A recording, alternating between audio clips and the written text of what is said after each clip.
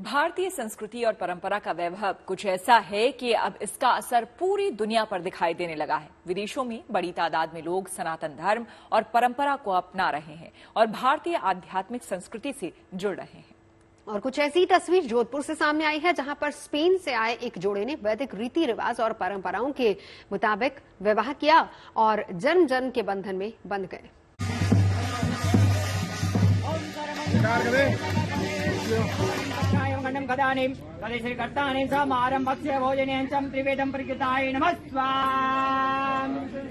अग्नि के समक्ष 7 फेरे लेकर फिलिप्स और विक्टोरिया अब जन जन के बंधन में बंध गए हैं। वैदिक रीति रिवाज और मंत्रोच्चार के बीच जोधपुर में स्पेन के इस कपल का विवाह विधिवत संपन्न हुआ। ये जोड़ा 6 महीने पहले भारत आया था। भारत भ्रमण के दौरान इन्हें यहाँ की संस्कृति और परंपरा इस कदर भाई कि इन्होंने भारतीय परंपराओं और विधि विधान के साथ अपने प्रेम को एक नई पहचान देने का फैसला किया। फिलिप ने अपने गाइड से कहा कि वो अपनी प्रेमिका को सरप्राइज देना चाहते हैं और इंडियन कल्चर में शादी करना चाहते हैं। फिर क्या था, दूल्हा फिलिप शाही अचकन पहनकर, सिर पर साफा बांधकर, घोड़े पर सवार होकर अपनी दुल्हन विक्टोरिया को ब्याहने निकल पड़ा और शादी से पहले वर वधू दोनों बेहद प्रसन्न थे। दोनों को पहले ही बता दिया गया था कि कौन कौन सी रस्में निभाई जाएंगी। पूरे विवाह के अंदर जिस तरीके से हमारे घर में हमारे अपने जो विवाह होते हैं, जो सारी उसमें रस्में होती है, जैसे तोरण, मेहंदी, फेरे, 7 फेरे जो होंगे, वो सारी रस्में इसमें, मांग भरना, वरमालाएं डालना, ये सारे रीति रिवाज इसमें पूर्ण किए जाएंगे। इस विवाह में तमाम रीतियों को विधिवत निभाया गया। वरमाला हुई, फेरे हुए, विदाई भी हुई। विदेशी सैलानियों के बीच भारतीय संस्कृति के प्रति ये आकर्षण नया नहीं है। भारतीय संस्कृति और आध्यात्म के रंगों का प्रभाव है ही इतना खास कि जो भी इन्हें जानता समझता है, भारतीय परंपराओं के वैभव में खो जाता है। फिलिप और विक्टोरिया की तरह उसका हिस्सा बन जाता है। Ashok Sharma, Jodhpur, good news today. पितरों की आत्मा की शांति और मोक्ष के लिए घाटों पे लोग पिंडदान कर रहे हैं। भारतीय परंपरा को सदियों से ये निभाते चले आ रहे हैं, लेकिन दूसरे देशों से आए मेहमान भी अब अपने पितरों की आत्मा की शांति के लिए वाराणसी और गया में घाटों पे पिंडदान कर रहे हैं। आपको बता दें कि यूक्रेन से आए यूलिया और रूस से आए इवगिनी पिछले कई सालों से भारत में आकर अपने पितरों की आत्मा की शांति के लिए श्राद्ध करते हैं। तो चलिए सनातन में विश्वास रखने वाले यूलिया और इवगिनी से आपको मिलवाते हैं।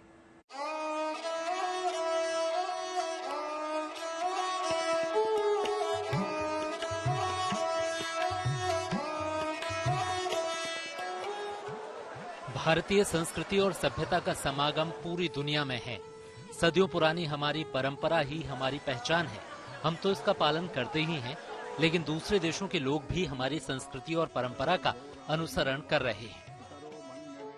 ये 2 तस्वीरें इस बात की तस्दीक भी करती हैं। पहली तस्वीर गया की है। यहाँ एक विदेशी महिला घाट पर पिंडदान कर रही है, तो दूसरी तरफ वाराणसी में रूस से आए इवगिनी अपने पिता की आत्मा की शांति के लिए श्राद्ध कर रहे हैं। पहले बात करते हैं यूक्रेन से आई यूलिया की, जिन्होंने रूस यूक्रेन जंग में मारे गए लोगों की आत्मा की शांति के लिए गया के देवघाट पर पिंडदान किया और इस विधि विधान के लिए यूलिया पूरी तरह से भारतीय परंपरा में ढल गईं। भारत में ये मेरी पहली यात्रा नहीं है। गया आने के बाद मुझे अलग एहसास हुआ। मैं खुद को भाग्यशाली मानती हूँ कि मैं यहाँ दोबारा आई हूँ। मेरा देश युद्ध की आग में जल रहा है। मैं उम्मीद करती हूँ जो लोग मेरे देश में मारे गए हैं, उनकी आत्मा को शांति मिलेगी।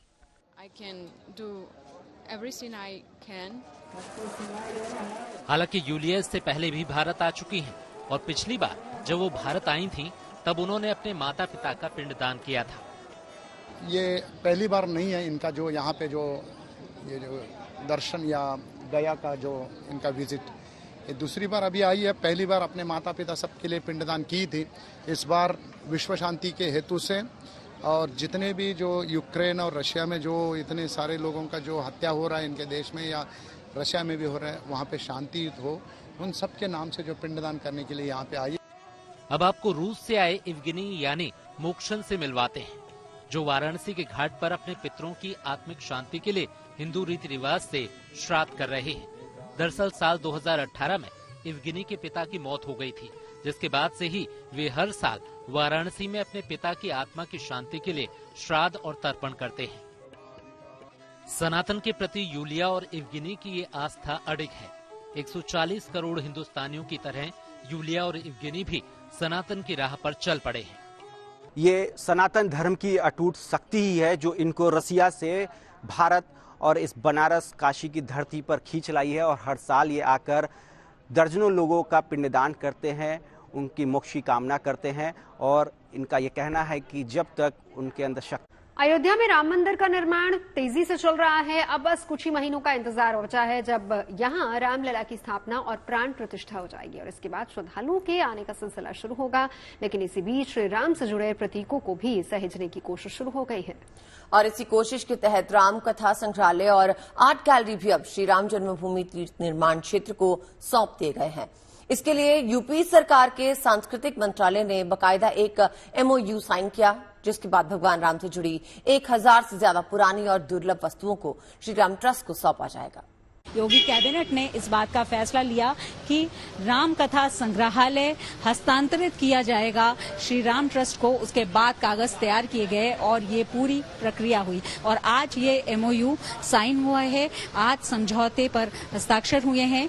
यानी ये कहा जा सकता है कि राम भक्त अब एक जगह, एक संग्रहालय पर उन सभी चीजों को देख पाएंगे। लेकिन श्री राम ट्रस्ट के लिए भी इसका महत्व ये है कि उनके पास अब तक जो चीजें हैं, जो राम जन्मभूमि क्षेत्र की खुदाई के दौरान निकली हैं, या जो पहले के पुरावशेष हैं, जो शिलालेख हैं, जो यात्रियों के विवरण हैं, उन सब को अब इसी जगह पर संग्रहित किया जाएगा। राम मंदिर का निर्माण हो रहा है अयोध्या में, भव्य और दिव्य राम का मंदिर बन रहा है, लेकिन उसके साथ ही साथ अयोध्या को नए रूप में सजाने संवारने का काम भी जारी है। और अयोध्या में सरयू तट पर राम कथा संग्रहालय एक ऐसी ही जगह होगी जहां लोग देख पाएंगे राम से जुड़े हुए प्राचीन पुरावशेषों को, पांडुलिपियों को, तमाम उन चीजों को जिनको देख करके अतीत के गौरव का एहसास होगा। वीडियो जर्नलिस्ट रोहित मिश्रा के साथ शिल्पी सेन, लखनऊ। और अब आस्था और उत्सव से जुड़ी एक और तस्वीर आपको हम दिखाते हैं। असम में धूमधाम से कर्मा उत्सव मनाया जा रहा है। इस उत्सव में भूमिज समुदाय के कलाकारों ने झूमर नृत्य प्रस्तुत किया। कर्मा पूजा असम के अलावा झारखंड, बिहार, ओडिशा, बंगाल और छत्तीसगढ़ में धूमधाम से मनाई जाती है। तो आप भी देखिए इस उत्सव की एक झलक।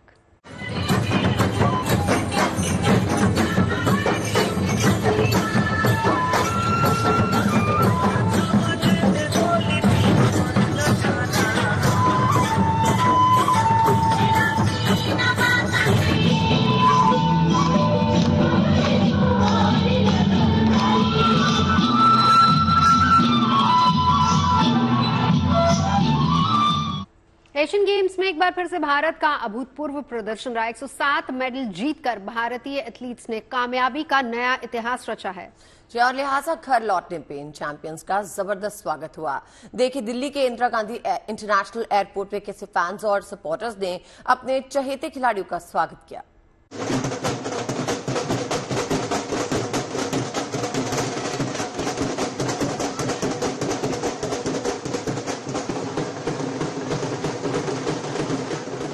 एशियन गेम्स में कामयाबी का झंडा गाड़कर चीन में तिरंगा लहराकर जब चैंपियंस लौटे तो नजारा कुछ ऐसा था। इन चैंपियंस का ऐसा जबरदस्त स्वागत तो बनता ही है। कड़ी मेहनत के बाद अब अपनों के बीच ये कामयाबी का जश्न मनाने का वक्त है। लिहाजा परिवार वाले और फैंस ढोल नगाड़ों और फूल मालाओं के साथ इन खिलाड़ियों का स्वागत कर रहे हैं, और ये खिलाड़ी भी इस स्वागत से खुद को गौरवान्वित महसूस कर रहे हैं।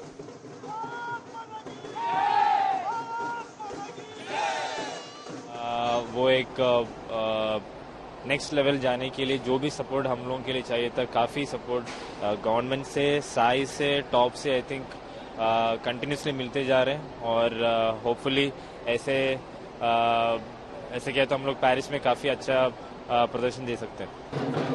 बहुत अच्छा लग रहा है। सभी गेम के एथलीट्स ने बहुत अच्छा किया। इंडिया का ओवरऑल देखा जाए तो इस बेस्ट परफॉर्मेंस है एशियन गेम्स में, तो बहुत अच्छा लग रहा है। बहुत बड़ी बात है और बहुत प्राउड होता है कि आर्चरी ने जितने ज़्यादा पॉसिबली मेडल्स हो सके वो इंडिया को दिए, तो बहुत अच्छी बात है हमारे लिए भी और इंडिया के लिए भी।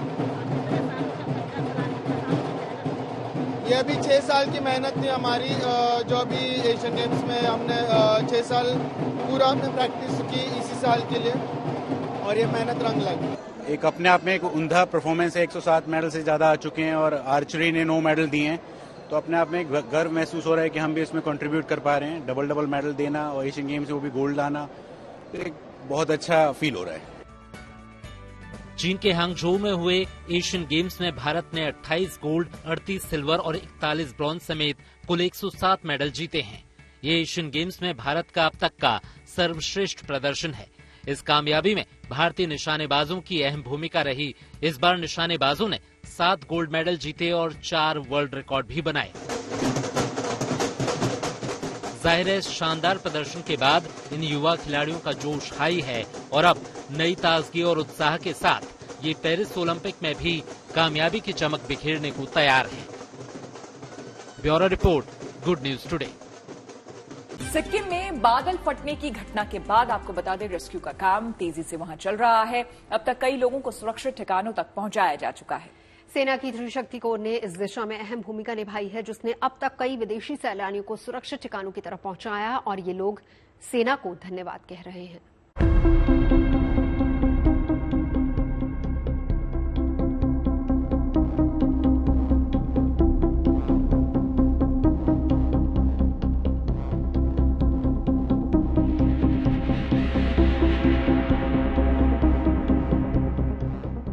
सिक्किम में बादल फटने के बाद आई तबाही के बीच ये वो तस्वीरें हैं जिन्हें अब सभी सलाम कर रहे हैं। अपने साथियों के गुम हो जाने के बीच उनके मिलते पार्थिव शरीर ने इन्हें गम का झोंका जरूर दिया, लेकिन अभी भी सेना के जवान सैलानियों और लोगों की मदद करने में पीछे नहीं है। सेना की एक खास यूनिट ऐसे लोगों की मदद में लगाई गई है। सेना के इन जवानों की मदद से मुश्किलों से घिरे सैलानियों को निकालने का काम लगातार जारी है। उन्हें मेडिकल सुविधाएं देने के साथ ही उनके खाने पीने का इंतजाम भी सेना की तरफ से किया जा रहा है। राज्य में 3 इलाके ऐसे हैं जहां बड़ी संख्या में सैलानियों के फंसे होने की जानकारी सामने आई है। इनमें चुंगथांग, लाचुंग और लाचेन ऐसे इलाके हैं जहां बताया गया है कि सबसे ज्यादा सैलानी फंसे हैं। इन इलाकों में सैलानियों की मदद के लिए विशेष टीमें भी तैनात कर दी गई हैं। सेना मुश्किल और चुनौतियों से भरे इन रास्तों में मदद पहुंचाने के लिए हर संभव कोशिश कर रही है। सेना में इन्हीं प्रयासों की वजह से जो पर्यटक बाहर निकल कर आ चुके हैं, वो सेना के जवानों का धन्यवाद अदा करना नहीं भूल रहे हैं। Namaste. So we are here in Lachung. We are all safe. Indian Army industry is very helpful. They are very support us and they are planning to for evacuation in very soon. Namaste. कई परिवारों के साथ कुछ दोस्तों के group भी हैं जो दूर देश से हिंदुस्तान के इन इलाकों में सैर करने की गरज से आए थे, लेकिन आपदा की चपेट में आए और अब बाहर सुरक्षित निकलने के साथ ही सेना के जवानों का धन्यवाद करने में कोई कोताही नहीं बरतना चाहते। A whole group of us are currently here in Lachung and we're being taken very good care of by the Indian Army. They've taken us to the base, they got things organized very, very rapidly and very, very appreciative of the entire Indian Armed Forces. वैसे सिक्किम में चलाए जा रहे mission की सबसे बड़ी चुनौती मौसम ही है, क्योंकि मौसम रेस्क्यू में रोड़ा बन रहा है बार बार। वैसे सेना के साथ प्रदेश के एजेंसियां भी मोर्चा संभाले हुए हैं ताकि बचाव के काम की स्पीड को दोगुना किया जा सके। Bureau report, good news today. और अब बात विज्ञान की। इसरो ने गगनयान मिशन की ओर एकदम तेजी से कदम बढ़ाए हैं। इस मिशन का इंटीग्रेटेड एयर ड्रॉप अब शुरू हो गया है। आपको बता दें, इसका मतलब कि जिन लोगों को गगनयान मिशन से अंतरिक्ष में जाना है, उनका प्रशिक्षण शुरू कर दिया गया है। अगर सब कुछ ठीक रहा तो 2024 की शुरुआत में गगनयान मिशन का अनमैन्ड मिशन लॉन्च कर दिया जाएगा।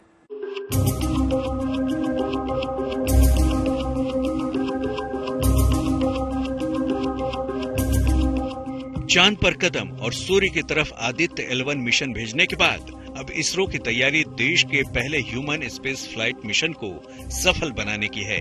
अक्टूबर के अंतिम हफ्ते में गगनयान की पहली मानव रहित उड़ान की तैयारी की जा रही है, लेकिन उससे पहले कई तरह की टेस्टिंग की जानी है। गगनयान के लिए इसरो को अपना पहला integrated air drop test crew module यानी IADT-CM मिल गया है। 7 अक्टूबर को चेन्नई में KCP लिमिटेड कंपनी ने इसे इसरो को सौंप दिया। इसरो ने KCP को 2 IADP क्रू मॉडल बनाने का ऑर्डर दिया था। मॉड्यूल को इसरो ने डिजाइन किया था और hardware Venkateshwara aerospace private limited ने तैयार किया था। बिना दबाव वाली एकल दीवार क्रू मॉड्यूल संरचना वास्तविक गगनयान क्रू मॉड्यूल के आकार और संरचना के अनुसार ही है। IADT में पैराशूट प्रणाली, पायरोज, एवियोनिक्स और उछाल वृद्धि प्रणाली जैसी खासियत है। अंतरिक्ष से लौटते वक्त IADT के पैराशूट और पायरोक टेस्ट करने के लिए क्रू मॉड्यूल संरचना को 3.6 से 4 किलोमीटर की ऊंचाई पर ले जाकर टेस्टिंग की जाएगी। इसके लिए क्रू मॉड्यूल को कई स्टेज में विकसित किया गया है। इसमें प्रेशराइज्ड केबिन होगा ताकि बाहरी वायुमंडल या स्पेस का असर एस्ट्रोनॉट्स पर न पड़े। टेस्ट व्हीकल अबॉर्ट मिशन 1 के लिए क्रू मॉड्यूल तैयार है। इसका इंटीग्रेशन और टेस्टिंग हो चुका है। अब इसे लॉन्चिंग के लिए श्रीहरिकोटा भेजा जाएगा। टेस्टिंग के लिए बनाया गया ये क्रू मॉड्यूल असल क्रू मॉड्यूल के आकार, आकृति और वजन का है। इसमें एवियोनिक्स सिस्टम लगा है जो पूरे टेस्ट मिशन के दौरान नेविगेशन, सीक्वेंसिंग, टेलीमेट्री, ऊर्जा आदि की जांच करने में मदद करेगा। क्रू मॉड्यूल को अबॉर्ट मिशन पूरा करने के बाद बंगाल की खाड़ी में भारतीय नौसेना की टीम रिकवर करेगी। इस मॉड्यूल की टेस्टिंग के लिए इसरो ने सिंगल स्टेट के लिक्विड रॉकेट का डेवलपमेंट किया है। इस टेस्ट में क्रू मॉड्यूल के साथ क्रू एस्केप सिस्टम होंगे। ये दोनों आवाज की गति से ऊपर जाएंगे, वहीं पर क्रू एस्केप सिस्टम डिप्लॉय होगा और पैराशूट से नीचे आएगा। इसमें पैराशूट्स लगा देंगे और उसके बाद इसके अंदर गगननॉट्स को हमारा एयरफोर्स मैन ऑलरेडी ट्रेन हो रहे हैं। उस गगननॉट्स को इसके अंदर उसको बैठकर वो भी बाद में टेस्ट होगा। पहले इस स्ट्रक्चर कैसा स्ट्रक्चर होल्ड कर रहा है, जो कि जब एक एयर ड्रॉप टेस्ट हो रहा है, ये सब इसको टेस्ट करने के लिए ये ये मॉड्यूल को अभी तैयार किया है और इसको इसरो के साथ हैंड ओवर भी कर दिया। क्रू मॉड्यूल का अंदर का हिस्सा लाइफ सपोर्ट सिस्टम से युक्त होगा। ये उच्च और निम्न तापमान को बर्दाश्त करेगा, साथ ही अंतरिक्ष के रेडिएशन से भी गगननॉट्स को बचाएगा। हीट शील्ड जहां वायुमंडल के घर्षण से पैदा गर्मी से बचाएगा, वहीं समुद्र में लैंडिंग के समय पानी के टकराहट से लगने वाली चोट से भी। हालांकि क्रू मॉड्यूल को समुद्र में स्प्लैश डाउन करते समय उसके पैराशूट खुल जाएंगे ताकि इसकी लैंडिंग सुरक्षित हो सके। भारतीय अंतरिक्ष यात्री यानी गगननॉट्स क्रू मॉड्यूल में बैठकर धरती के चारों तरफ 400 किलोमीटर की ऊंचाई वाली निचली कक्षा में चक्कर लगाएंगे। इसमें डबल दीवार वाला अत्याधुनिक केबिन है जिसमें कई प्रकार के navigation system, health system, food heater, food storage, toilet जैसी सुविधाएं होंगी। IADT क्रू मॉड्यूल का साइज 3.1 मीटर है, जबकि इसकी ऊंचाई 2.6 मीटर है और वजन 3120 किलोग्राम है। इसको बनाने में एल्युमिनियम और स्टील का प्रयोग किया गया है। इसरो का कहना है कि 2024 की शुरुआत में गगनयान मिशन का पहला अनमैन्ड मिशन प्लान किया गया है, यानी इसमें किसी भी मानव को स्पेस में नहीं भेजा जाएगा। अनमैन्ड मिशन के सफल होने के बाद मैन्ड मिशन होगा जिसमें इंसान स्पेस में जाएंगे। चेन्नई से प्रमोद माधव के साथ रिपोर्ट, गुड न्यूज टुडे। और चाय पर चर्चा में सकारात्मक खबरों का अलग कल हम फिर जगाएंगे। पॉजिटिव खबरों से अपना मन सजाएंगे, अंधेरे में नई मशाल फिर जगाएंगे। और घड़ी की सुई जब शाम के 5 बजाएगी, आपसे फिर मुलाकात हो जाएगी। तब तक के लिए रखिए अपना ख्याल और देखते रहिए गुड न्यूज टुडे।